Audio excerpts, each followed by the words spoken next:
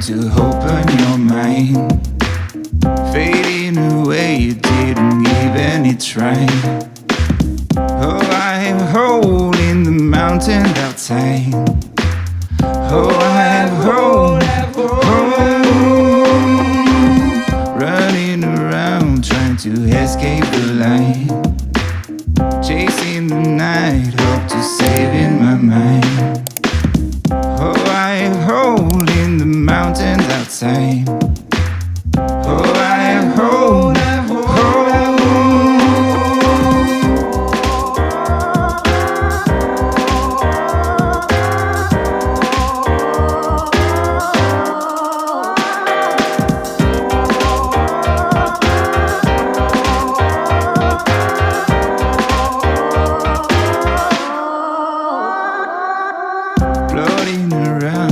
To stretch out the time, never look back where I would find no one.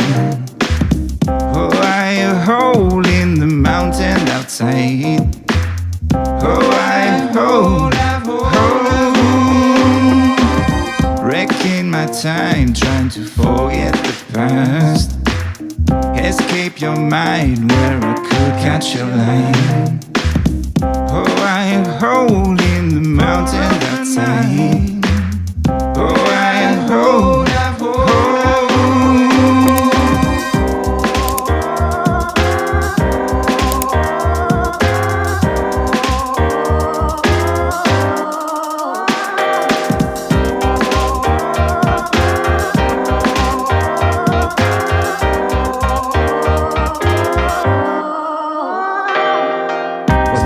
When I hold you in my arm, was it a lie when you settled in your heart? Was it a lie? Was it a come on alone when you feel to be alone? Stretching my room, try to open up my home. Come on alone, come on.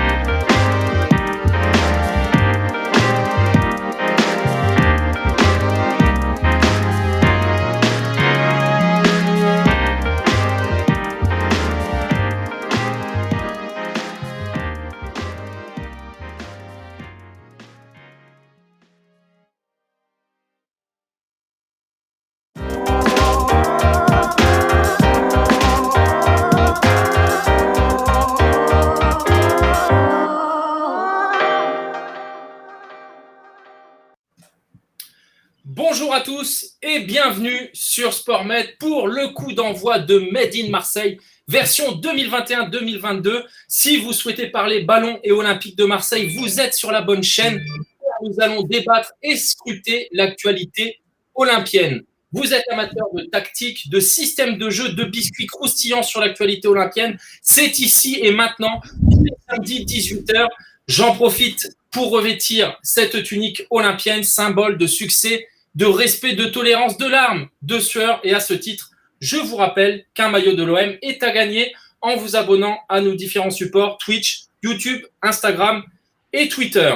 Le plateau du jour, je vous propose aujourd'hui le boss de cette antenne, Gilles Bertuzzi, que l'on retrouve désormais en conférence de presse de l'OM et que nous avons eu le plaisir d'écouter sur RMC. Gilles, quelle ascension fulgurante, j'ai l'impression que l'on n'arrête plus SportMed et ce pour notre plus grand plaisir à tous.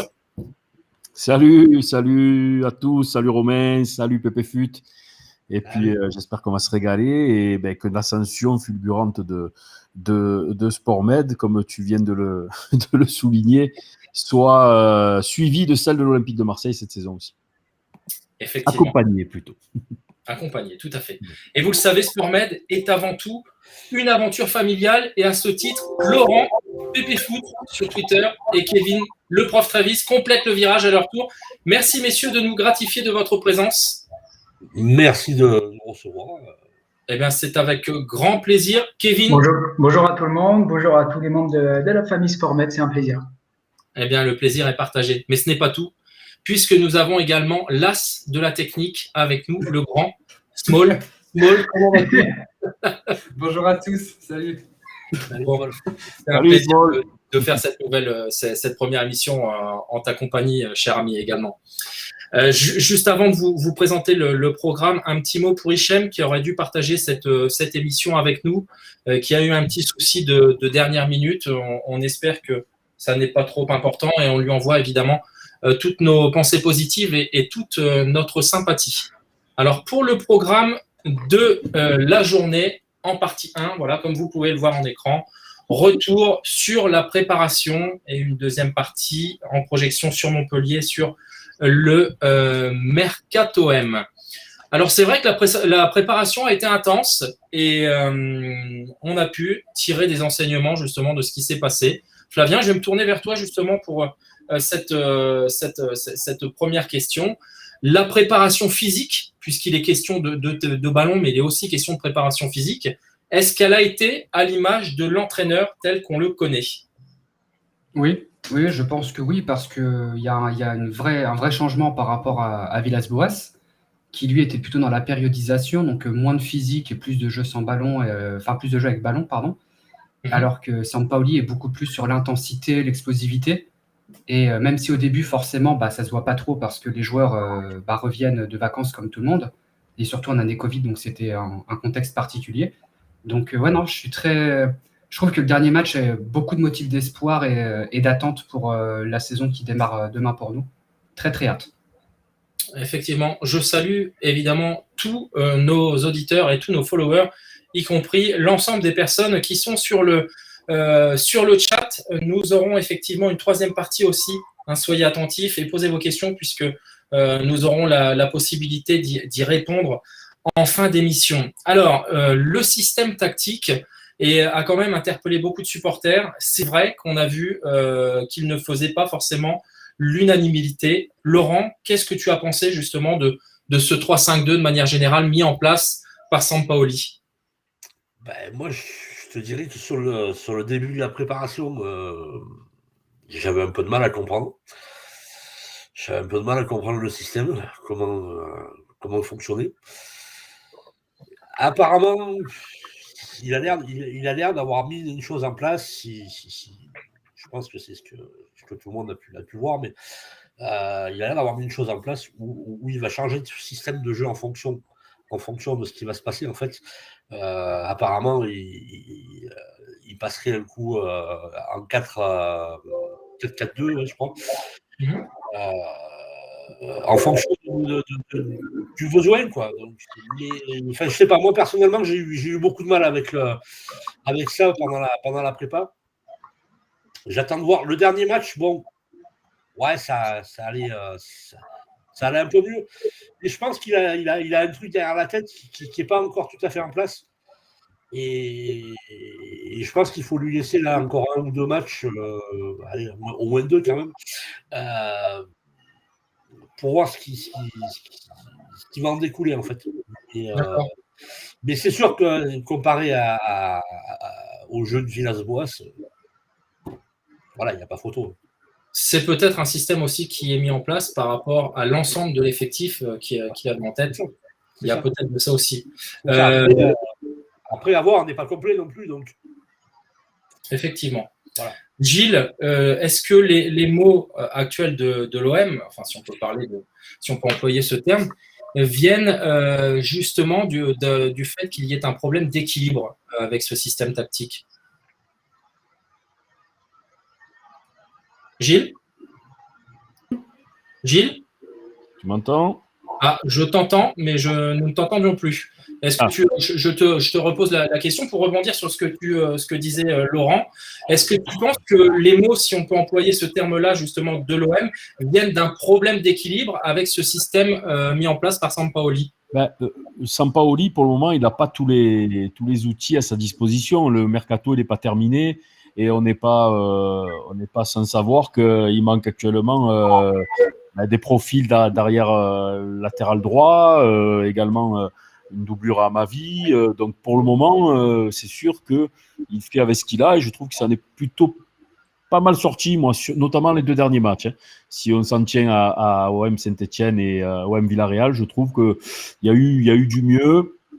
Ça a été laborieux un peu au début, puis petit à petit, les nouvelles recrues sont arrivées, se sont intégrées. Je pense notamment à Guendouzi, Luan Pérez, Gerson, qui tâtonne encore par rapport à son positionnement, mais qui va, je pense, apporter beaucoup au cours de la saison. Donc moi, je suis assez confiant et surtout, je me dis, encore une fois, que le mercato n'étant pas terminé, voilà, Sampaoli n'a pas tout à sa disposition pour mettre en place exactement ce qu'il veut. Effectivement. Alors Kevin, ce 3-5-2, est-ce que c'est la rançon du succès finalement de l'OM? Il t'inspire quoi à toi? Du scepticisme moins suite au dernier match face à Villarreal. Ouais. J'ai vraiment été hypé par ce match parce que je pense qu'on commence tout doucement à voir les fruits du travail. Parce qu'il faut être aussi un minimum honnête. N'importe quel coach, club avec n'importe quel effectif, une prépa, il veut bosser 1, 2, 3 tactiques. On se doute bien que ça va pas se mettre en place comme ça non plus. Mais moi, j'ai été sceptique sur les premiers matchs de prépa.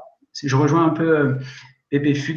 Je voyais pas exactement où il voulait aller. 3-2-5, 3-6-1, redescendre à 4 derrière en phase défensive. Bon, c'est ce qu'il veut faire. Mais contre Villarreal, on a vu quelque chose de cohérent, en tout cas, des principes de jeu que moi, j'avais pas vu en début de prépa. Effectivement, mais c'est vrai que c'était un petit peu brouillon par moment. On avait du mal justement à expliquer tactiquement ce qui pouvait se passer. Un petit tour de table justement, les amis de votre système tactique qui serait intéressant avec les forces en présence justement. Gilles, tu resterais sur un 3-5-2 ou est-ce que tu innoverais justement? Disons que pour ce match à Montpellier, on sait qu'avec Olivier Dalloglio, hein, on va en parler sans doute tout à l'heure dans la deuxième partie, mais c'est un entraîneur qui est quand même porté sur l'offensive. Il va y avoir des espaces. Moi, je resterai sur ce système éprouvé face à Villarreal. Ouais. Moi, je resterai ambitieux. Montpellier, ça joue. Le stade, on sera quasiment à domicile parce qu'on sait qu'il y a beaucoup de supporters marseillais à Montpellier. Frapper un grand coup, frapper les esprits. Ouais, moi, je resterai comme ça. Avec ces deux pistons là, et je mettrai De La Fuente à la place de Luis Enrique qui est un peu en dedans encore pour le moment, et Under, moi je partirai quasiment avec le 11 de départ quasiment, à part peut-être Luis Enrique a changé, le 11 de départ de Villarreal samedi dernier. Très bien. Laurent, toi, ton système tactique de prédilection, plus d'équilibre ou pareil, un jeu porté vers l'offensive? Ouais, moi, je serais pareil je suis le même avis que Gilles, en fait. Je suis le même avis que Gilles, il faut... voilà, on a à l'heure actuelle, on a ce qu'il faut pour jouer comme ça, même si... moi, je trouve que Gerson, voilà, il faut qu'il se remplace, il n'est pas...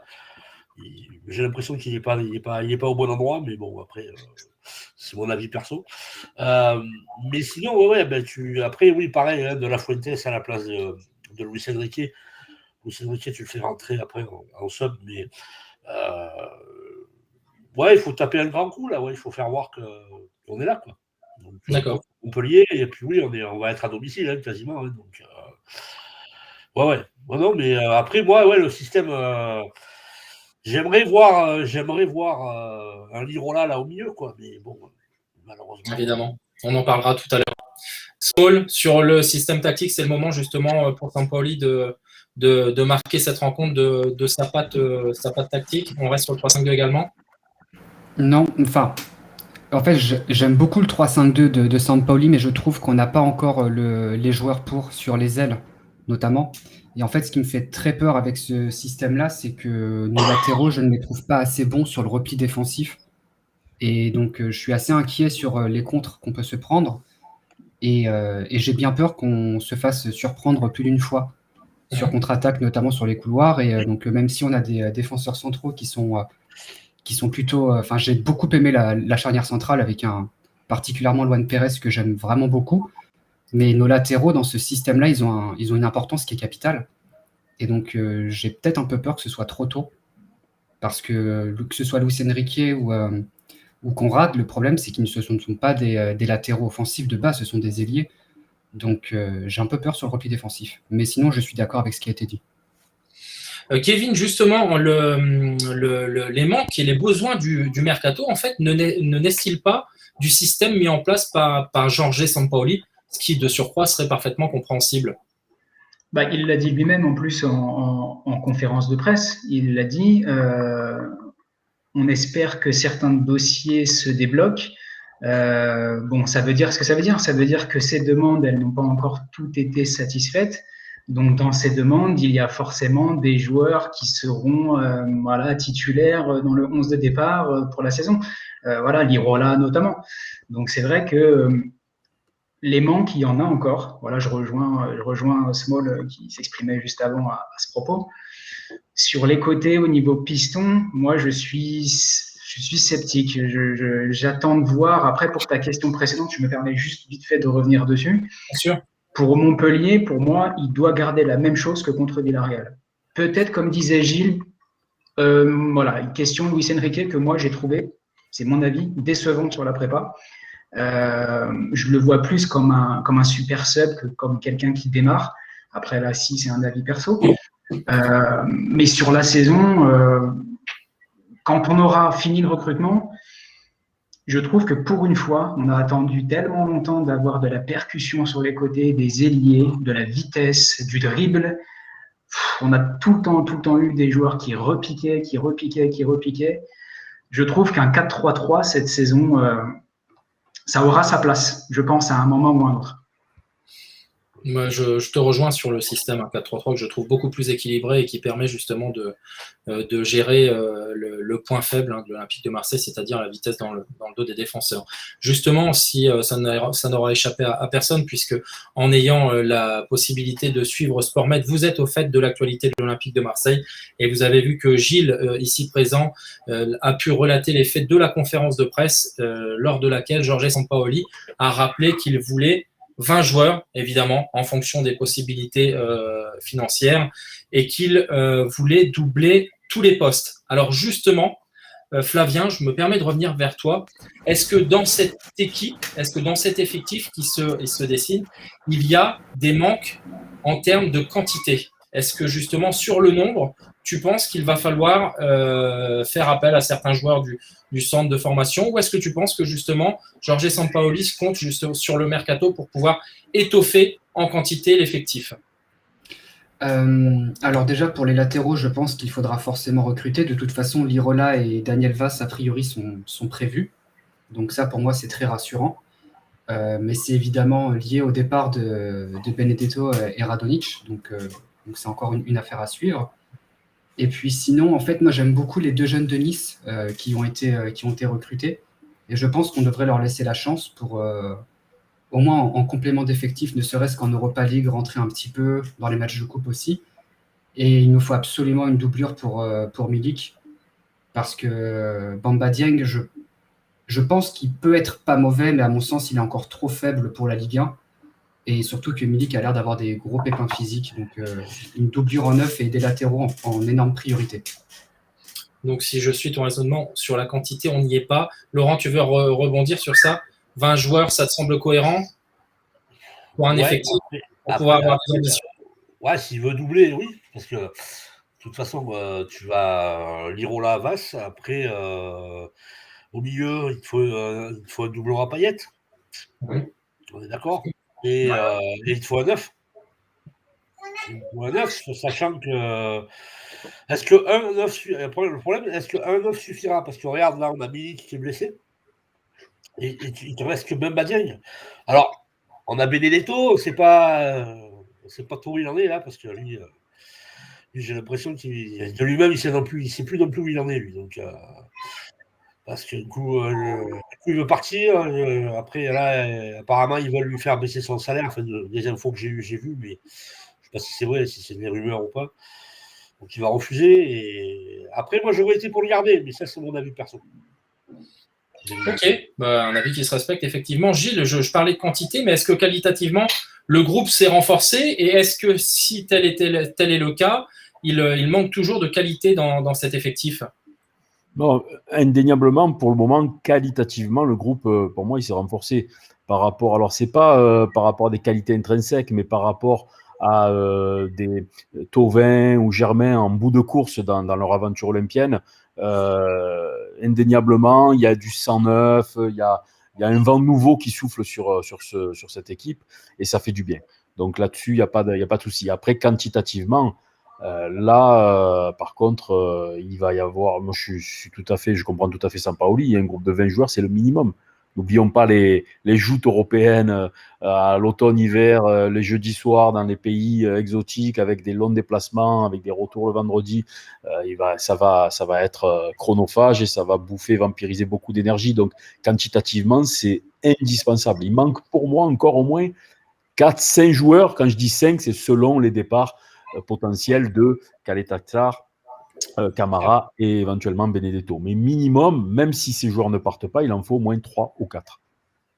Et notamment Payet. Je suis d'accord avec Laurent, je crois que c'est Laurent qui a souligné le fait qu'il fallait également une doublure à Payet. Ça aussi, c'est impératif. Eh bien, tu me tends la perche pour justement la suite de mon argumentation.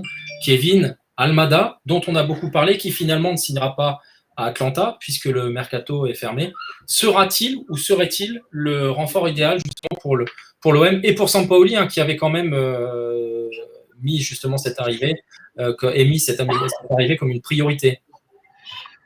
C'est, je pense, impossible à dire parce qu'il faut être lucide sur le cas Almada. Il y a une hype Almada incroyable auprès des supporters de l'OM, mais ça reste un pari. Si l'OM le fait venir, il faut être aussi transparent. On ne l'a pas beaucoup vu jouer. Moi, je prends mon cas personnel, je l'ai vu jouer 1 ou 2 fois et des petits bouts. Faire un jugement sur Almada sera le remplaçant idéal pour Payet, je suis incapable de le dire. Mais bon, force est de constater qu'il a une sacrée cote. Il a l'air d'avoir du ballon quand même. Faut pas non plus inventer que ce serait une piste qui serait pas super finalement pour l'OM, que il faut tourner la page. Si on le fait pas, on le fait pas. Mais moi, je pense que c'est pas anodin si ça s'est pas bouclé avec Atlanta avant la clôture du mercato en MLS. Moi, si je peux intervenir, Romain. Bien sûr. Je me permets juste, excuse-moi de t'interrompre, Gilles, d'ailleurs, parce que je l'avais précisé lors des émissions précédentes. N'hésitez pas, pas forcément à vous interrompre, mais à répondre à l'un à l'autre. L'émission est participative, donc tu fais bien de le souligner, Gilles. Ouais, concernant Almada, je ne sais pas si ça va se faire, mais en tout cas, ce qui est sûr, c'est que c'est une option qui est envisagée. Ça, c'est quasiment acté. La manière dont Longoria, il y a déjà 2 semaines, nous avait parlé un peu en off, nous avait dit que c'était compliqué. Donc déjà, il avait acté le fait qu'ils essayaient. Parce que quand on dit c'est compliqué, ça veut dire qu'on essaye. Contrairement, rappelez-vous, à ces démentis sur Ribéry, Ben Arfa, où là, ils avaient été exact. Donc voilà, ça, on peut déjà acter les tentatives, les velléités de l'Olympique de Marseille sur ce dossier. Maintenant, je ne sais pas si ça va se faire. Moi, ce que je me dis, c'est que faisons confiance quand même à Longoria et Sampaoli, qui pour le moment nous présentent quelque chose quand même d'assez intéressant au menu. Et je me dis que si réellement ils sont sur la piste Almada depuis de nombreuses semaines, c'est que ça doit valoir le coup. Voilà. Et pourquoi je dis ça, c'est parce qu'effectivement, je ne le connais pas assez bien non plus pour donner un jugement, apporter un jugement personnel. Mais je leur fais confiance. Ouais, c'est vrai. S'ils le veulent vraiment, c'est que ça doit valoir le coup. Je suis assez d'accord avec Gilles pour le coup aussi. J'ai tendance à faire confiance en Longoria pour tout le côté sportif aussi. Et s'il y a un tel acharnement entre guillemets pour l'avoir, je pense que c'est bon signe et qu'il a un bon pif, quoi. Donc je suis totalement d'accord aussi. Alors là où je vous rejoins, c'est aussi au niveau de la cohérence, parce que la cohérence serait de le faire arriver en doublure de Dimitri Payet, justement. peut-être dans la perspective de l'installer petit à petit. Qu'il apprenne, qu'il se fasse une place, et bien sûr. Exactement. Et ce qui permet aussi de revenir sur la préparation et Dimitri Payet, puisqu'il a quand même été l'homme de base de cette préparation. 4 buts, je crois, 1 ou 2 passes décisives. Justement, Jorge Sampaoli déclarait que Dimitri Payet est le leader footballistique de cette équipe et qu'on espère qu'il va continuer avec ce niveau d'implication. Alors, j'ai trouvé justement cette intervention formidable, puisque finalement, elle reflétait bien le personnage.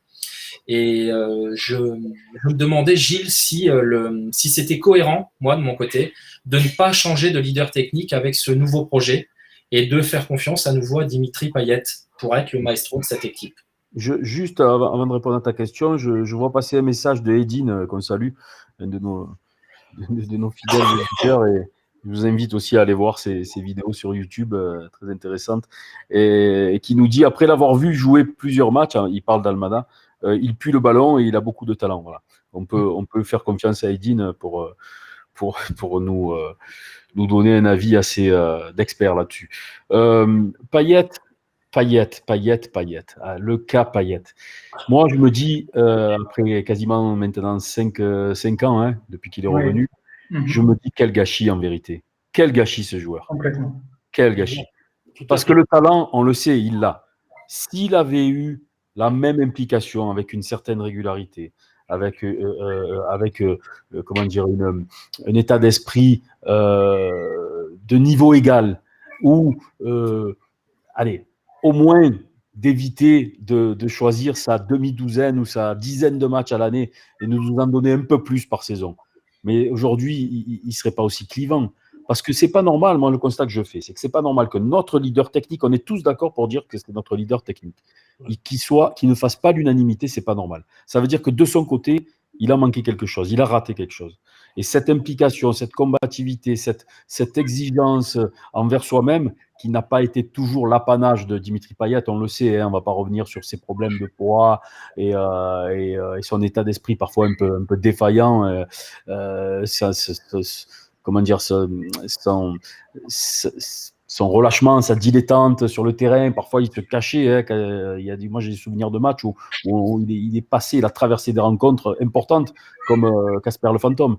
Donc, s'il y avait eu autant d'implication que ce qu'il a pu montrer depuis le début de la préparation, je pense qu'aujourd'hui, il ferait l'unanimité. Ça ne serait même pas un débat.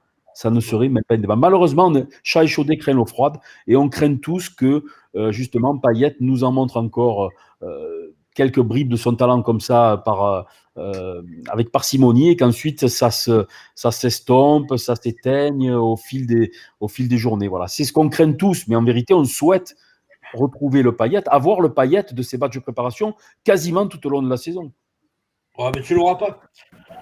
Malheureusement, tu ne l'auras pas, parce que sur toutes les saisons, si tu regardes bien, moi, une chose que j'ai repérée, c'est que à chaque fois qu'on a changé d'entraîneur, en fait, on a eu un nouveau Payet. C'est-à-dire qu'on retrouvait le Payet technique qui était irréprochable. Ça a duré 3-6 mois et après ça repartait dans les dérives. Payet, il a un caractère de cochon et quand il n'a pas envie, il n'a pas envie. Et puis voilà, là, peut-être que Sampaoli lui donne les clés de la maison. Donc, du coup, il se trouve que voilà, il est bien. Combien de temps ça va durer? Moi, j'espère que ça va durer toute la saison. Franchement, personnellement, j'aimerais bien, mais j'ai très peu d'espoir.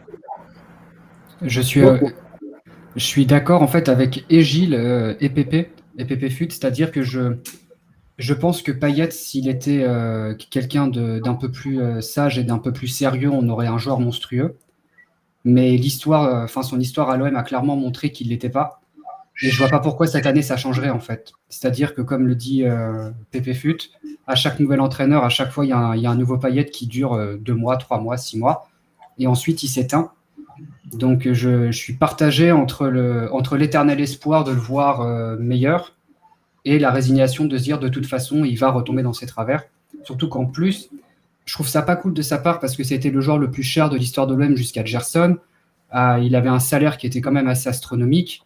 Je me dis quand même, la moindre des choses dans un club qui n'avait pas trop de finances comme l'OM, c'est au moins d'essayer de justifier le prix qu'il a coûté, quoi. Et le fait qu'il ne l'ait pas fait, je me dis, s'il le fait maintenant, au moins, on aura eu le meilleur Payet possible, quoi. On peut se consoler comme ça. Ouais, et puis la plus grosse erreur que le club ait fait, c'est de lui faire son contrat à vie. Là. Alors ça, c'est clair, complètement. Ça, c'est complètement inadmissible, quoi. alors justement, messieurs, vous êtes formidables. Vous lisez dans mes pensées, enfin dans les pensées que j'ai eues pour préparer cette. Kevin, que je n'ai pas entendu à ce sujet, tu vas me dire ce que tu penses justement de cette déclaration. Alors, source AFP du 6 août 2019. Écoutez bien, messieurs, puisque c'est en parfaite adéquation avec ce que vous venez de dire. Dimitri Payet a retrouvé le sourire et le chemin du but pendant la préparation de la saison où il doit guider l'OM vers une rédemption individuelle et collective. Que t'inspire cette justement citation du 6 août 2019, Kevin? Quel âge il a aujourd'hui, Dimitri Payet? Je ne sais plus exactement. Je crois que nous... 34 ans, je dirais, oui, effectivement. Je pense que c'est l'histoire de sa carrière, c'est d'être irrégulier, Dimitri Payet. C'est malheureux, mais il est à l'image de certaines équipes au cours de leur saison, c'est-à-dire avec des temps forts et des temps faibles. Et je crois malheureusement, certes, je rejoins Gilles, c'est un gâchis monumental parce que lorsqu'on observe dans ces temps forts, honnêtement, c'est top classe. Il faut être honnête, Dimitri Payet. Quand il est dans un temps fort, c'est vraiment la classe. Il est au-dessus. Mais par contre, malheureusement, je crains qu'il faille qu'on accepte que dans la saison, il va avoir des temps faibles. De sa faute, la plupart du temps, c'est ça. C'est malheureux parce que c'est un peu la carrière de Payet. Malheureusement, on aimerait tous qu'il fasse une saison à 38, 40, 50 matchs de très haut niveau, une implication de tous les instants, mais je crains, même là avec Sampaoli, même avec un nouvel OM, il a 34 ans, je suis peut-être un petit peu pessimiste, mais je ne vois pas pourquoi on verrait cette fois un autre Payet qui aurait profondément changé. On va peut-être me répondre, mais ouais, mais pourquoi pas l'inverse? Oui. Ouais, après j'en vois qui disent que parce que Madame Toven n'est plus là, ça ira mieux. Ouais, oui. Je suis pas sûr qu'il s'accroche pas avec d'autres gars comme style Guendouzi ou ça peut le faire aussi, hein, donc. Bon, après, des accrochages, il y en a dans tous les groupes, mais c'est vrai que, bon, on savait que les deux, bon, c'était un secret de polichinelle, c'est vrai. Ouais. J'aime bien votre échange à tous les deux, et je peux de rajouter que vous verrez que c'est la première fois de la saison que nous évoquons le cas Dimitri Payet, mais je pense que ça ne sera pas la dernière fois. Flavien, Payet, l'éternel recommencement, est-ce que tu ne crois pas qu'on va vers une nouvelle déception finalement avec ce dernier? C'est la crainte que j'ai, clairement. C'est qu'en fait, là, il soit bon parce que c'est le début avec Sampaoli pour l'avoir, entre guillemets, dans la poche. Et qu'ensuite, il retombe dans ses travers. De toute façon, j'ai vu un message de Kilua 2234 qui disait « La meilleure saison de Payet, c'est quand Thauvin n'est pas là, donc on peut espérer ». Je me dis que c'est aussi une possibilité. On sait que Payet est dans l'affectif aussi. Donc, s'il se sent parfaitement dans ses baskets et qu'il n'y a pas de conflit avec lui, peut-être qu'il sera meilleur. Là, j'avoue que c'est vraiment la loterie, quoi. On n'a jamais eu un Payet bon sur toute une saison. Donc, à part sous Bielsa. Et encore, il y a eu des petits... On l'a jamais vu. Hein. Les gars, c'est à l'image de sa carrière. Il a alterné le très bon et j'allais dire le très mauvais, non, parfois, et l'absence totale. Et l'absence totale, ouais. L'absence totale. En fait, sa meilleure saison, Payet n'est jamais très mauvais. Dans un match, il y a toujours une passe, il y a toujours quelque chose on peut toujours en ressortir quelque chose de Payet. Mais c'est trop sur courant alternatif, encore une fois, par rapport à son statut. Et surtout, pourquoi on est déçu, c'est parce qu'on sait qu'il a un potentiel énorme. Pour moi, Payet, toute proportion gardée, attention, mais ça aurait dû être un véritable emblème du club à la Totti, à la Del Piero, à la Maldini, à la Gerrard. Voilà. Si réellement il s'était impliqué dans le projet OM et comme il semble le démontrer parfois après certains buts, s'il avait vraiment l'OM dans le sang, il devrait un peu plus se sortir les tripes et mettre son ego de côté et ses relations conflictuelles avec Pierre Jacopol de côté. Malheureusement, il a trop fait souvent passer son sale caractère avant et voilà, ça a donné ce bilan mitigé, malheureusement. Ouais, alors je sais pas, je pense qu'il fonctionne. Je sais pas s'il fonctionne à l'affectif avec les entraîneurs ou je sais pas. j'arrive pas à comprendre la raison du fait qu'il se mette en alternative comme ça et qu'il y ait des périodes où. Alors là, moi, j'ai remarqué ça, le fait que quand on change d'entraîneur, on a un Payet qui. Voilà. Messieurs, Laurent, je me permets de Oui. t'interrompre juste une petite seconde si tu ne vois pas d'inconvénient. Je t'en prie. Jacques, bonjour, est-ce que tu nous entends? Oui, bonjour, je vous entends. Je suis dans ma voiture. Ah, c'est vraiment très aimable à toi de nous faire le plaisir de nous rejoindre. On est très content justement de pouvoir t'accueillir. Déjà, comment vas-tu? Ben écoute, ça va. Dans les embouteillages, c'est pour ça que je ne pouvais pas me permettre de te dire si c'était possible de venir ou non. Voilà, je suis dans les embouteillages. J'ai dit, je vais essayer de me caler, voir si c'est possible de leur faire un petit coucou. Eh bien, c'est très gentil à toi. Nous étions justement sur le cas de Dimitri Payet, qu'on estimait comme un leader technique un peu sur courant alternatif. Et la question que j'allais poser justement, c'est s'il fallait lui confier aussi les clés du leadership. On a pu le voir capitaine par moment. Est-ce que tu penses qu'il pourrait être le capitaine de cette saison et de cette sélection de Sampaoli?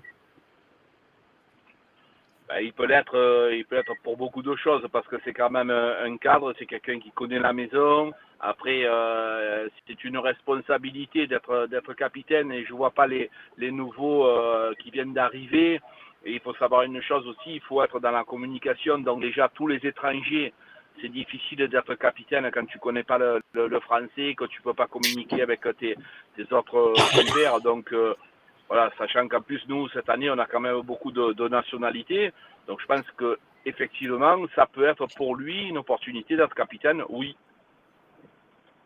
Je profite de ta présence parce que justement, qui de mieux que toi, c'est un petit peu ce que je t'ai dit lorsque je t'ai envoyé le message pour nous parler un petit peu de cette équipe et de ce match de Montpellier et de Marseille. Tu l'appréhendes comment justement ce déplacement? Je me rappelle, et je pense que tu as ce souvenir-là, qu'à l'époque de Marcelo Bielsa, il y avait eu Marseille-Montpellier pour la première journée et que Roland Courbis avait parfaitement muselé tactiquement, d'ailleurs à l'aller comme au retour, et douché les espoirs marseillais. Est-ce que tu t'attends, toi, à ce genre de match pour justement la reprise de demain? Mais oui, quand on était avec Roland, on gagne les deux matchs, on gagne à l'aller. Je crois que l'OM avait fait match nul à Bastia 3-3 sur le premier match et nous on avait gagné à la maison et on vient s'imposer au stade Vélodrome et Roland avait mis en place une tactique qui avait super bien marché. Donc c'est vrai que l'appréhender, bon, c'est pas les mêmes joueurs qu'à l'époque, bien évidemment. Il n'y a plus aucun joueur. Il y a uniquement le gardien qui s'appelle Dimitri Berthaud qui était avec nous, qui était un jeune joueur à l'époque, qui avait 17-18 ans quand nous étions. Donc les joueurs qui sont arrivés, hormis Andy Delors, Laborde, quelques-uns, il y en a beaucoup qui sont partis, notamment Hilton, Congré, la défense, elle est à revoir. Hein. Donc je crois que Sacco ne sera pas là, Pedro Mendes est blessé. Donc il y a beaucoup d'interrogations sur cette équipe. Je pense que nous, sincèrement, on a quand même des qualités supérieures à Montpellier, franchement. D'accord. J'ai réalisé, Jacques, un petit entretien justement avec un groupe montpelliérain qui s'appelle Esprit Payade. Et Lucas, pour 5 petites minutes, je te propose et je vous propose à tous de l'écouter. Il nous présente un petit peu justement cette équipe de Montpellier, aussi bien sur la rivalité et les forces et faiblesses en présence. Et nous sommes de retour tout de suite ensemble après l'entretien de la semaine. À tout de suite.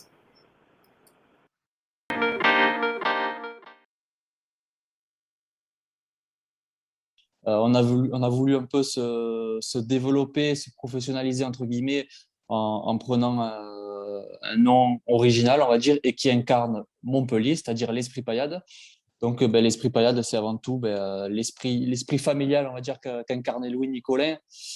Mais c'est aussi l'esprit et la mentalité qu'incarnent des joueurs comme Delors ou Savanier, davantage Delors avec cet amour pour sa région et pour ce maillot orange et bleu et cet esprit de guerrier qu'il a, la mentalité qu'il a de rien lâcher. Et Savanier, on va dire sa mentalité d'être un peu casanier, d'être de sa ville, son club et qui représente bien. C'est-à-dire qu'à Montpellier, c'est compliqué parce qu'à Montpellier, le problème, c'est qu'on a plein de supporters de Marseille, qu'on appelle chez nous, entre guillemets, excusez-moi du terme, des suceurs marseillais, c'est-à-dire des mecs qui supportent Marseille alors qui ont jamais mis les pieds à Marseille, qui ont jamais mis les pieds au Vélodrome et qui sont purs Montpelliérains, qui sont nés à Montpellier. Alors ça, chez nous, on ne supporte pas. Et quand on les voit débarquer à la Mosson à chaque Montpellier-Marseille, ça nous rend fous.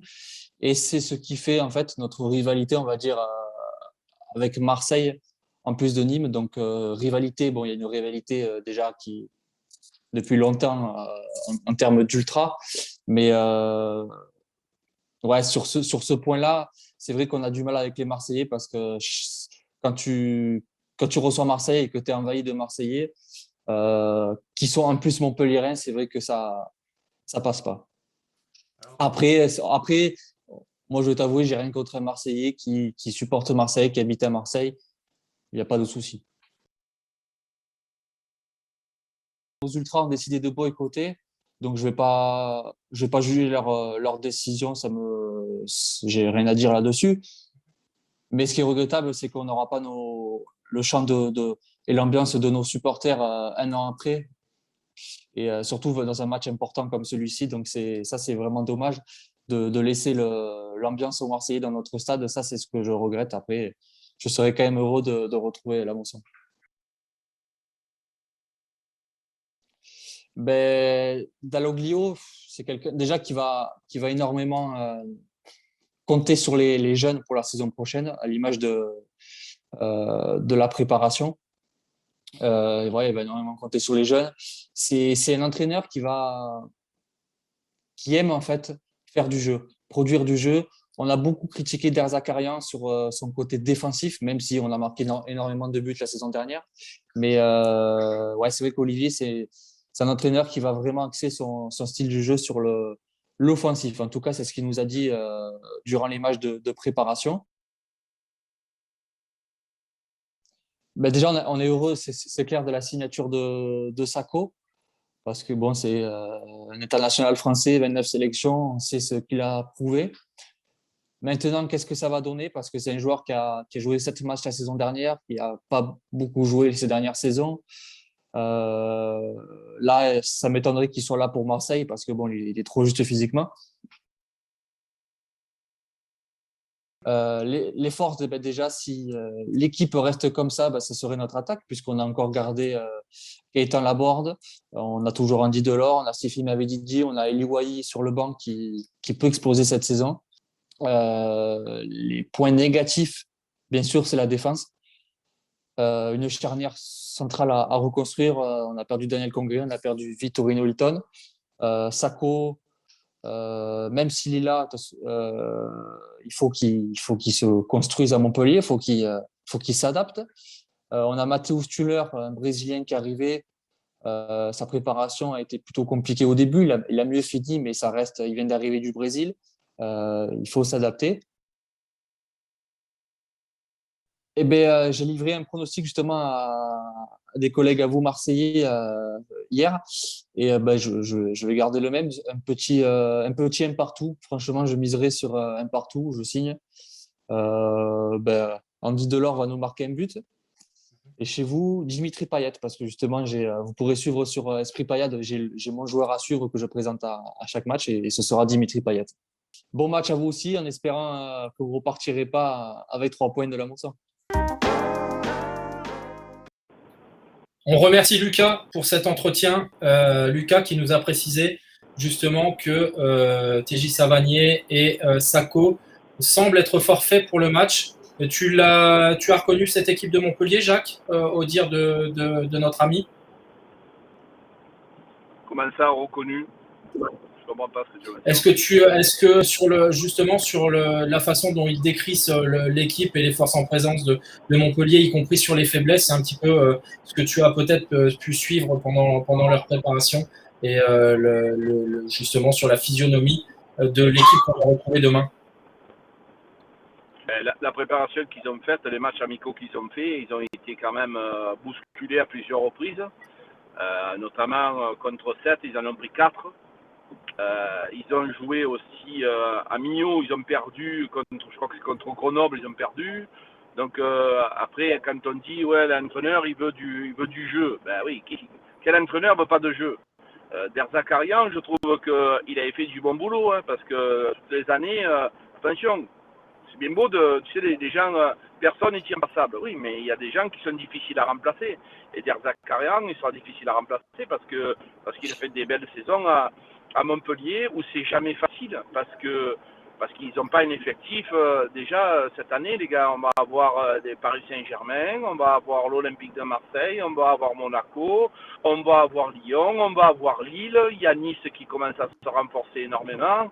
Donc, ça va être dur pour être en tête cette saison. Donc, attention que Montpellier ne soit pas surpris et qu'il regrette rapidement Derzakarian. Ben oui, effectivement, je suis assez d'accord avec tout ça. Il y a l'héritage d'Hilton aussi qui sera peut-être difficile à surmonter pour eux. Kevin, si je te dis possession, utilisation créative du ballon, pressing à la perte de la balle, la philosophie de jeu alléchante de Sampaoli, est-ce que tu penses que ça sera la rançon du succès à Montpellier et en Ligue 1 plus généralement? C'est difficile à dire. Après, comme je l'évoquais tout à l'heure, moi, c'est ce que je m'attendais déjà à voir la saison dernière. On l'a vu par petites bribes de temps en temps, même si je pense qu'après, Sampaoli s'est très vite rendu compte que la qualité de l'effectif qu'il avait, elle n'était pas hors du commun et je pense qu'il s'est plus adapté qu'autre chose. Cette année, je pense qu'on va voir cette philosophie-là tout le temps ou presque. Il va s'adapter sur son système tactique, je pense, en fonction de certains adversaires, notamment les gros. Voilà, je pense que peut-être il tentera autre chose. Après, voilà, c'est mon avis personnel. Mais après, on est à Marseille, j'ai envie de dire, si on peut gagner des matchs avec du jeu, avec des émotions, je pense qu'on va pas refuser, je pense.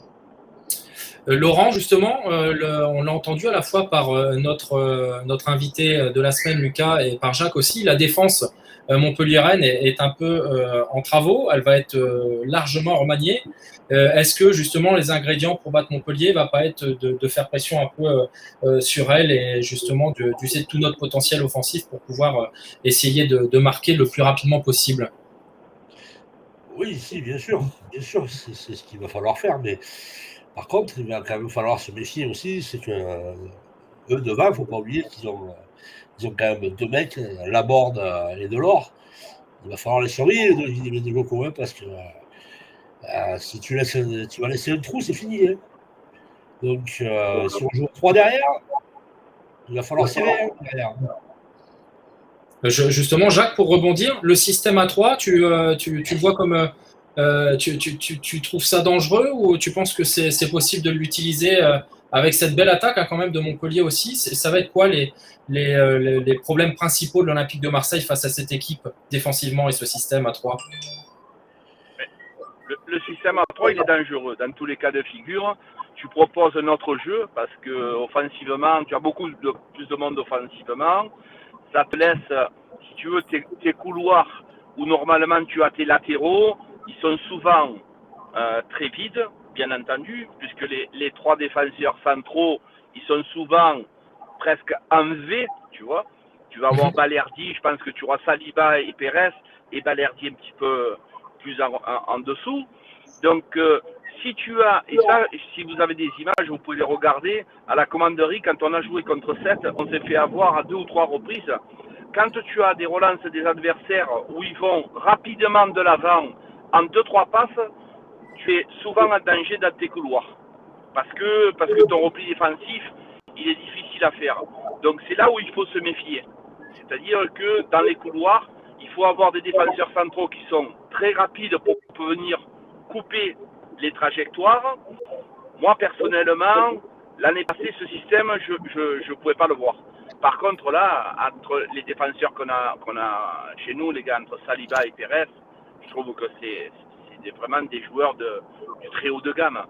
C'est vraiment de très bons joueurs, rapides, costauds, intelligents, le sens du placement. Donc, avec ces joueurs-là, je suis moins inquiet. en espérant que notre ami Balerdi fasse son match. Qu'il ne soit pas dans un match un mauvais jour. Ouais, mais il va progresser. Oui. Lui, tu sais, tout à l'heure, vous parliez d'Hilton. Moi, quand on était à Montpellier, on avait Hilton. Et Vito, à son contact, que ce soit El Kautari, que ce soit Dabo, tous les défenseurs qui étaient à ses côtés, les milieux qui étaient à ses côtés, tous les joueurs, ils ont progressé côté de Hilton. Là, Balerdi, à côté d'Alvaro, il ne peut pas progresser, les gars. Parce qu'Alvaro, dans les relances, techniquement, c'est un joueur limité. Là, les deux, on va lui laisser le temps. Je pense que Balerdi, ça ne sera pas Beckenbauer, mais c'est un joueur talentueux, c'est un jeune joueur et il va énormément apprendre à côté de ces deux joueurs. Je suis d'accord avec toi, Jacques, là-dessus. Gilles, que j'ai pas entendu depuis un petit moment, est-ce que déjà qui pour mettre dans les couloirs? J'imagine qu'à gauche, à ma vie obligatoirement, quid du couloir droit? Et selon toi, quels sont justement les hommes de terrain indispensables pour dimanche? Déjà, à ma vie, couloir droit, on n'est pas sûr d'utiliser à ma vie et quelqu'un de couloir pour ce match. Encore une fois, s'il joue avec le système qu'il a utilisé contre Villarreal, ça sera plutôt des joueurs offensifs qui joueront le rôle de piston, hein, comme Under à droite et Luis Enrique samedi qui pourrait être, à mon avis, remplacé par De La Fuente. Donc, je ne suis pas sûr qu'à ma vie fasse son apparition dans le 11 de départ. Je ne suis pas sûr qu'à ma vie fasse beaucoup de matchs cette saison non plus. Voilà, de manière générale. Donc, encore une fois, hein, s'il part sur ce système-là, il va falloir évidemment que ce manque un petit peu de repli défensif soit également comblé par les milieux de terrain. Et là, tout le rôle d'un Guendouzi, d'un Rongier, c'était Rongier qui était titulaire, il me semble, samedi, vont être prépondérants. Mais après, c'est un système de jeu, une tactique, c'est tout le temps évolutif selon le scénario du match. Hein. Ça veut tout dire et rien dire. Je pense que Jacques, je parle sous son contrôle, mais on peut imaginer un scénario, un système de jeu, et ensuite le scénario vient vous changer vos plans, et à ce moment-là, c'est à l'entraîneur à rectifier telle ou telle chose. Donc, on ne peut pas savoir ce qui va se passer. On part avec des théories, on part avec des envies, on part avec des espoirs, mais les choses, comme elles peuvent évoluer, il peut y avoir un expulsé, un blessé, un but casquette pris au début de la rencontre, et tout ça ensuite est donc chamboulé. Donc, a priori, moi, je pense qu'il faut imposer une marque face à des équipes à ta portée comme peut l'être Montpellier. Il faut imposer ta marque de fabrique et il faut essayer de marquer les esprits, comme on l'a dit tout à l'heure, en essayant de remporter évidemment un 3 points et en plus de produire du jeu. Ce qu'on a vu samedi, encore une fois, si c'est reproduit dimanche, demain soir, et ça sera très bien. Là, je suis en train de regarder un peu, j'ai regardé Monaco-Nantes, je regarde un peu Lyon, on n'a rien à envier à personne. Voilà. Mis à part le PSG, hein, c'est un cas à part, on le sait, mais on n'a rien à envier à personne. Encore faut-il y croire et encore faut-il jouer avec le niveau d'exigence, l'envie, au niveau de l'Olympique de Marseille, de l'institution Olympique de Marseille. Chose qu'on n'avait plus vue, qu'on n'avait pas vue ces dernières saisons. Là, j'ai l'impression que ce souffle nouveau va nous apporter quelque chose. Et encore une fois, si l'envie est là, les systèmes de jeu, tout ça, pour moi, c'est presque secondaire. Jacques, je vois que tu peux éventuellement rebondir. J'avais dit aussi lors d'une petite discussion entre amis qu'il faudrait peut-être gérer les excès en tout genre aussi avec cette équipe. Est-ce que tu pourras me répondre à cette question après avoir rebondi sur ce que vient de dire Gilles, s'il te plaît? Il faudra, tu m'as dit, gérer les excès en tout genre, c'est ça? Les excès en tout genre, effectivement. Les excès d'agressivité, les excès tactiques aussi, au sens où je l'entends, c'est-à-dire que sur Villarreal, à un moment, lorsqu'on menait 2-0 avant d'encaisser le but, j'ai vu qu'on avait 5 joueurs sur la ligne défensive de l'adversaire, et je me suis même posé la question à ce moment-là, d'où était notre défense, alors que c'était notre attaque. Donc, en fait, je pense qu'il faut, par excès offensif, j'entends aussi gérer les problèmes qu'on a eu avec Marcelo Bielsa et tirer les conclusions justement de ce qui pouvait se passer avec lui. Oui, bien sûr. Et je félicite le monsieur qui a parlé avant, je n'ai pas son prénom. Gilbert Tuzzi. Je le félicite parce Pardon, c'est Gilles Bertuzzi. Alors Gilles Bertuzzi, bravo, parce que franchement, ce qu'il a dit, c'était très intéressant et vraiment bravo. Après, gérer l'excès, bien sûr, mais quand tu joues dans la générosité, la perfection, elle n'est pas de ce monde. Évidemment qu'il va y avoir des déchets. Dans ce système-là, tu vas prendre des buts. Et la palisse dirait, il faut en marquer plus que ce que tu encaisses. C'est ça, c'est-à-dire que cette équipe généreuse, elle va encaisser des buts, mais elle se doit d'en marquer beaucoup plus. Alors là, on va jouer en Milik, mais il y a de la générosité, il y a du jeu, c'est chatoyant. Moi, j'en avais marre de voir là, entre Villas-Boas, Rudy Garcia, ce football handball là, où tu fais pendant 2 heures devant la surface ou dans le rond central les passes latérales, après tu reviens derrière. Franchement, excusez-moi l'expression, mais je m'emmerdais au stade. Là, le peu que j'ai vu, je prends plaisir. Alors oui, des fois on va prendre des buts, c'est vrai, ça va être excessif. On a un entraîneur qui est excessif. Nous, on a eu contre Metz, il était à côté de nous, Sampaoli, il était suspendu et il était à côté de nous.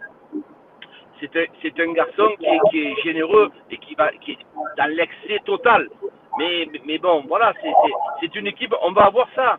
On va avoir de l'excès, on va avoir de la générosité, on va prendre des buts, mais on devrait pouvoir en marquer. Moi, j'ai confiance en cette équipe. Jacques, merci pour ta réponse. J'ai une question justement du chat de Yannick 13300. Pour toi, il te demande justement pour combien de joueurs il manque à cet effectif selon toi. Ben, il nous manque déjà, si on arrive à faire Lirola, Milik en forme, qui soit avec nous. Allez, encore un joueur qui puisse être le pendant, le remplaçant de Dimitri Payet. Ben moi ça me va, parce que Milik derrière le Bamba Dieng peut faire du boulot, même si c'est pas le même genre de joueur. Bamba Dieng peut prendre la profondeur. Voilà, un remplaçant à Payet, Lirola, Milik qui revient. Moi, cet effectif, il me plaît. Ok.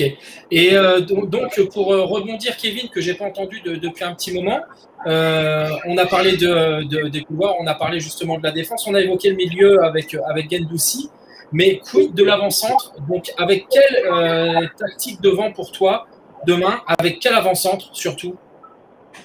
Moi, je pense que ça va pas bouger, ça va se positionner exactement de la même manière que ce qui a fonctionné contre Villarreal, même si Villarreal et Montpellier sont pas des équipes très ressemblantes, enfin, je pense pas. Je pense que ça va pas bouger, il va rester sur les certitudes qu'il a réussi à avoir sur le match de Villarreal. Et je pense que Payet va être dans ce rôle-là, un petit peu de faux neuf, il va redescendre. Et puis on a vu sur le match de Villarreal qu'il y avait Gerson et Guendouzi qui se projetaient dans la surface très vite, très haut.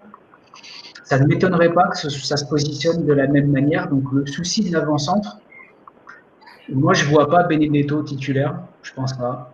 Ça sera Payet, moi je pense. Jacques, on prend les mêmes que contre Villarreal et on recommence, selon toi? Ben oui, Benedetto, je pense pas qu'il soit titulaire parce que déjà, normalement, il devrait quitter l'Olympique de Marseille. Ça, je pense que surtout libérer une place extra-communautaire. Et il ne faudrait pas qu'il se blesse avant de partir. Et après, il n'est pas très en forme actuellement. Donc, je vois bien, moi aussi, un système comme on l'a fait contre Villarreal. Et en attendant Milik, on devrait jouer comme ça. Et si toutefois on devait encaisser des buts et qu'il faille en marquer, eh bien pourquoi pas sortir ou Under ou Luis Enrique et faire rentrer Bamba Dieng. Voilà, c'est une solution aussi, comme tu disais tout à l'heure.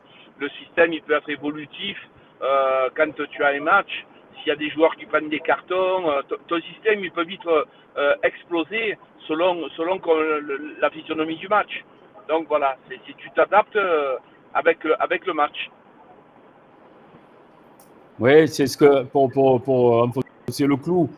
Tiens, juste un petit mot sur l'actu. Brest qui vient de marquer le deuxième but et qui gagne à Lyon 2-1 dans les arrêts de jeu. Là. Ça, c'est une nouvelle. Super nouvelle, merci beaucoup Gilles. Une victoire à Montpellier demain et on fait le break, les gars, c'est bon. Ouais. Non, pour être un peu plus sérieux, pour enfoncer le clou, c'est ce que disait Lirola, ils sont en train d'essayer de construire un effectif, ce qu'il a appelé un effectif réversible. Et j'ai trouvé la formule assez jolie, assez... Ah non, je crois que je vous ai dit une bêtise, les enfants. Je crois que c'est le but, excusez-moi. Je crois que c'est le premier but qu'ils auront montré en replay. Donc, un but partout à Lyon, excusez-moi. Ah, Bon, c'est bien quand même. C'est bien quand même. Je suis toute tristesse à cause de toi Gilles maintenant, merci beaucoup. Formel, c'est aussi l'atmosphère émotionnelle. Voilà ce qu'il en coûte de vouloir faire deux choses à la fois. Non, voilà, donc cette notion d'effectif réversible, moi, elle me plaît bien. Et ça veut tout dire, quoi. C'est-à-dire qu'en cours de match, on sait très bien ce que disait Roland l'autre fois sur RMC. C'est ça, c'est que tant qu'en plus on aura les 5 changements possibles jusqu'à la fin de la saison prochaine, c'est quasiment 2 matchs que tu peux jouer. C'est quasiment 2 équipes que tu peux composer, 2 systèmes de jeu. Donc voilà, le système de jeu, il ne faut pas trop s'en faire, il ne faut pas trop s'attacher au système de jeu. Ils changent pendant le match en plus. Ils changeront pendant le match, exactement. Oui, et puis il faut attendre. Là, on parle de Montpellier, mais après, il faut attendre que le mercato soit fini, et là, on pourra dire, voilà, on a cette équipe, qu'est-ce qu'on fait, et qu'est-ce qu'il va faire Sampaoli. Pour l'instant, on n'est pas complet. On suppose qu'on va avoir un carré officiel. Lirola n'est pas là, Vasse n'est pas là, Almada n'est pas là, Coutinho n'est pas là. Il y avait une intervention sur le chat tout à l'heure selon laquelle justement on rigolerait en interne à l'OM lorsque l'on entend parler de la rumeur Coutinho. Donc je ne sais pas si certains d'entre vous ont des informations à ce niveau-là, mais ça ne semble pas si opportun que ça a l'air de l'être.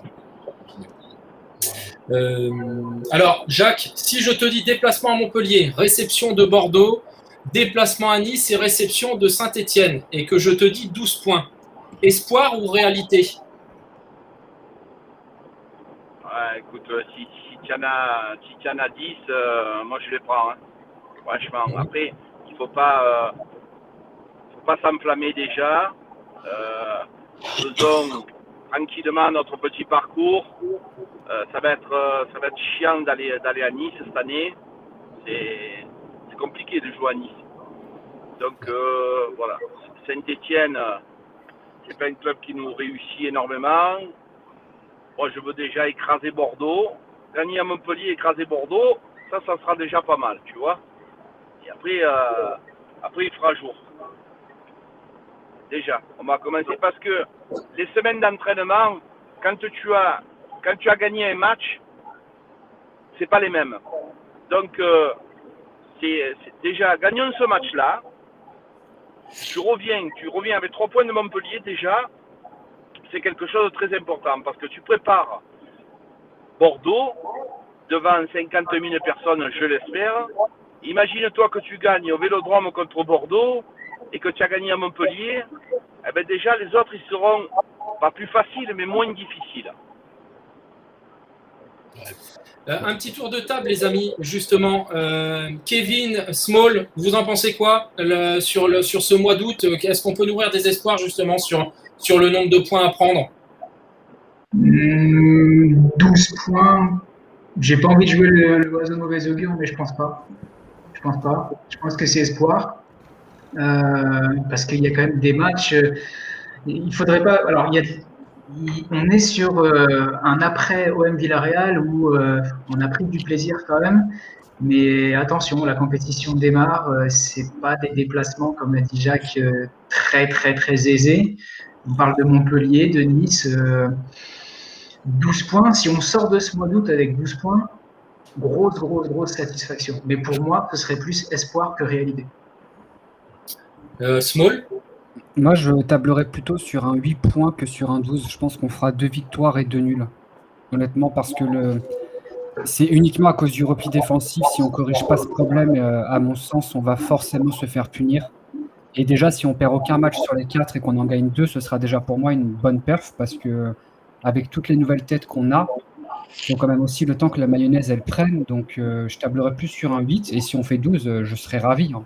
J'ai envie d'avoir tort, clairement. Mais voilà, 8 sur 12. Gilles, ton intervention de tout à l'heure nous a montré que tu étais humain et que tu pouvais te tromper. et donc, je me permets de revenir vers toi parce que je sais que... Ai-je prétendu un jour le contraire? Non, justement, mais moi, ça me permet de l'affirmer, tu vois. Et comment dirais-je, tu as eu sur RMC la dernière fois ce très bel échange, et il y avait l'auditeur derrière toi qui disait qu'il pouvait se contenter justement d'une saison à la Bielsa avec du jeu sans titre majeur et une place acceptable, mais guère mieux. Quelles doivent être les ambitions de l'Olympique de Marseille cette saison? C'est une question en fait qui nous vient aussi de Nénès 13 330 et je voulais savoir un petit peu ce que tu pensais de ça. On en a déjà discuté. Quelles sont les ambitions de l'OM actuellement? Alors, je vais juste donner mon petit grain de sel, mettre mon petit grain de sel sur le bilan comptable du mois d'août. Pour moi, je vais essayer d'être, de ne pas être terre à terre et de prendre un peu de recul. Que ce soit entre 8 et 12 points, ce qui nous dira si c'est un très bon bilan ou un bon bilan, ça sera aussi la manière dont on va les récolter, ces points-là. D'accord ? On peut très bien récolter 8 points et être hyper optimiste pour la suite, et peut-être on peut faire 10 points et être pessimiste. Ça va dépendre un peu de la manière. Donc ne nous en tenons pas immédiatement en début de saison uniquement au bilan comptable.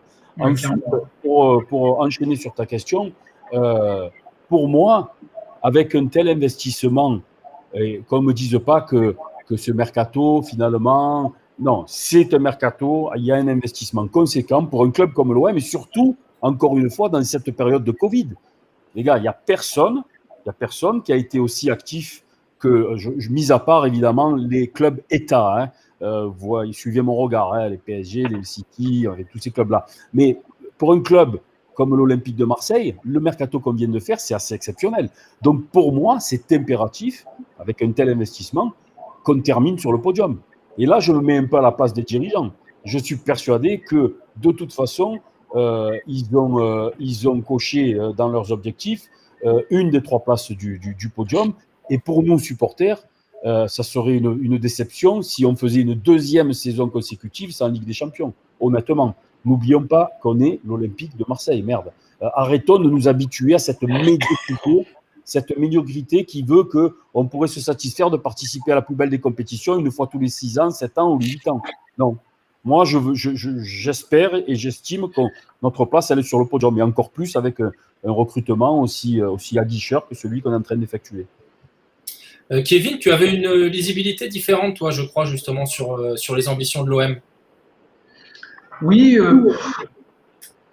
par rapport aux ambitions, moi je rejoins quand même Gilles. J'ai envie quand même, les émotions, oui, on en veut, mais je pense quand même qu'on doit, en tant que supporter marseillais, on est l'OM, on doit viser le podium tous les ans. On doit être avec cet objectif d'accrocher le podium tous les ans.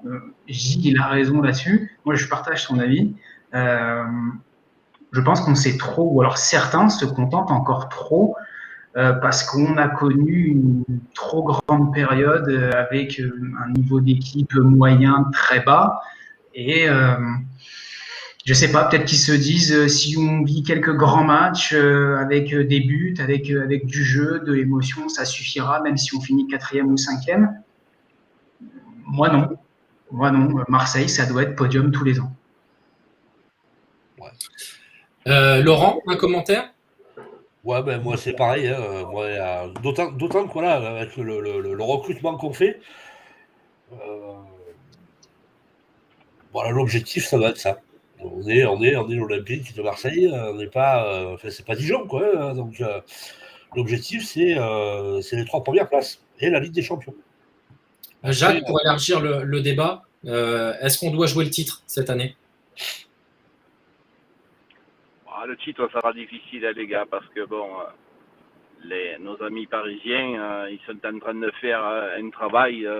C'est quand même plus Ouais, ils si ont tiré des rajoute stars. en plus Messi, alors là, c'est vraiment. Donc voilà, ça sera très difficile d'être champion de France. Encore qu'il y a toujours des surprises. Hein. On a vu Lille la saison dernière, ils ont fait quand même du bon boulot. Alors on va se dire pourquoi pas. Hein. Mais c'est vrai que l'objectif cette année, c'est quand même les 3 premières places, parce que et pas forcément la 3e.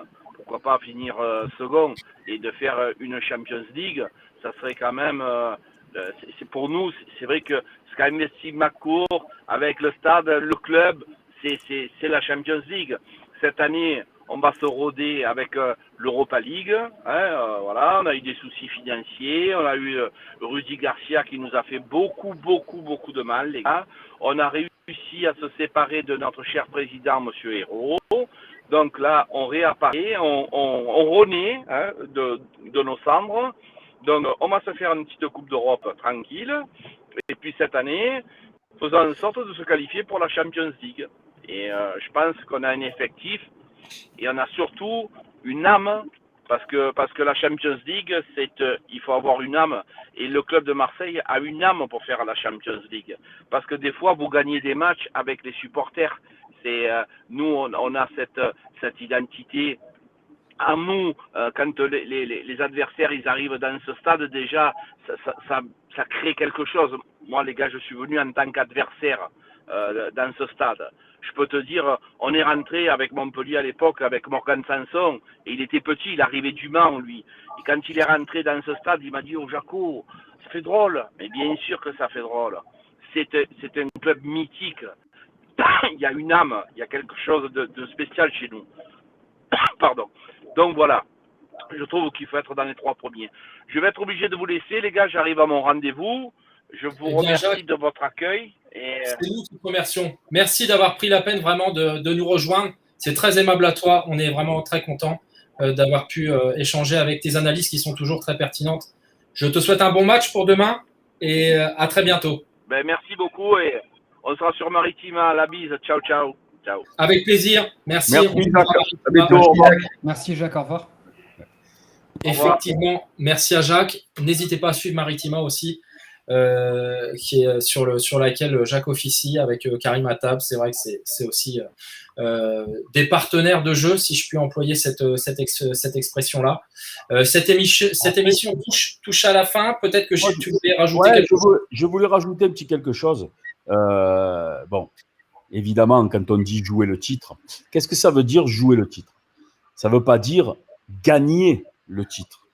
Jouer le titre, pour moi, et en vérité, tous les ans, on devrait jouer le titre.